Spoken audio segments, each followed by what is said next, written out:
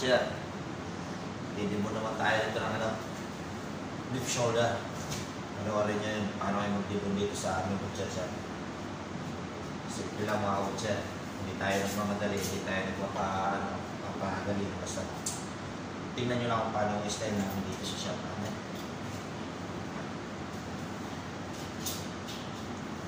Mali, didibon siya. Total talaga, didibon siya.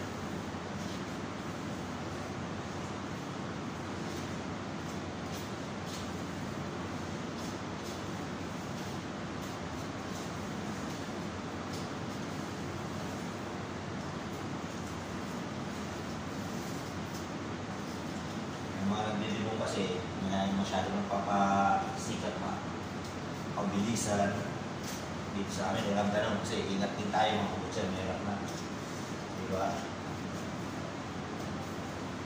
Ay kami kasi dito mga kabutcher, ibang klase. Matigas na kami dito mga kabutcher. Hindi katulad sa mga bansang Australia, Europe, malalambot yung mga karne nila. Siyempre nasa mainit tayo na bansa eh. Kaya matigas yung mga karne. Para sa atin, hindi matigas. Pag nag-chilled siya mga kabutcher, mahirap na siya libon. Pero sa liwet yung mga kabutcher.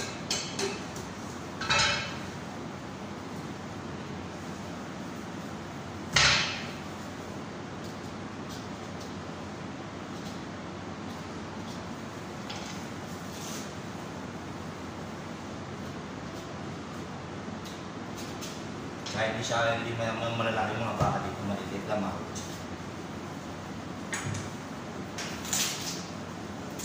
Yeah. Pag once na mabaklas to, mabilis na mga kabutcher.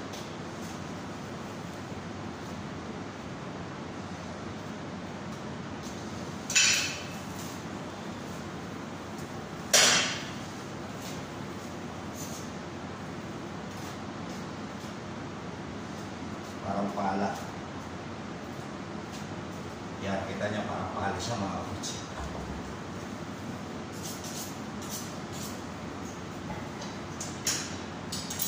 Sunod naman natin ito naman. Ganyan lang kami dito mag-bonus mga kabutcher. Hindi naman madali, dahan-dahan lang, easy lang ba?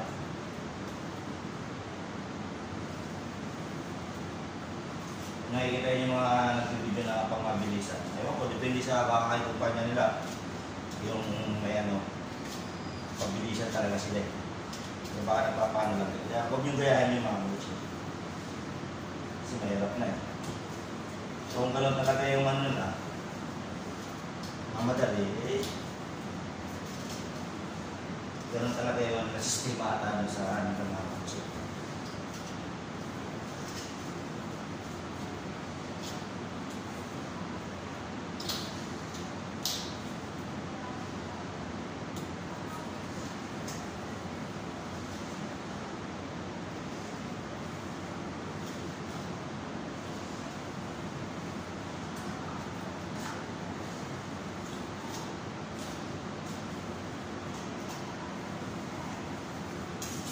Pero pag masanay ka, mabilis ka na yan mga kabutcher.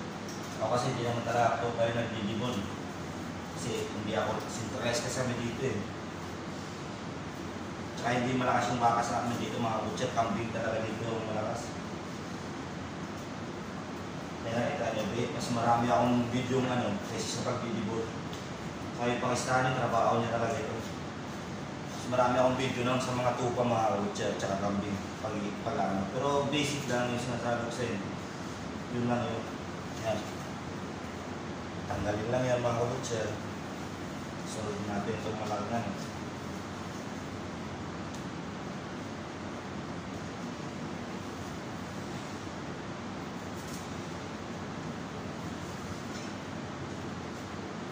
Yan, ganyan lang magtibon ng shoulder. Tawag naman shoulder blade. 4/4, yun, iba kasi mga pangalan dito sa amin, shoulder lang talaga ito mga kabutcher. Okay, depende sa kung saan bansa kayo. Kaya hanggang dito na mga kabutcher, sana may matutunan kayo sa pagdidibon ng beef shoulder. Okay, bigat. God bless mga kabutcher.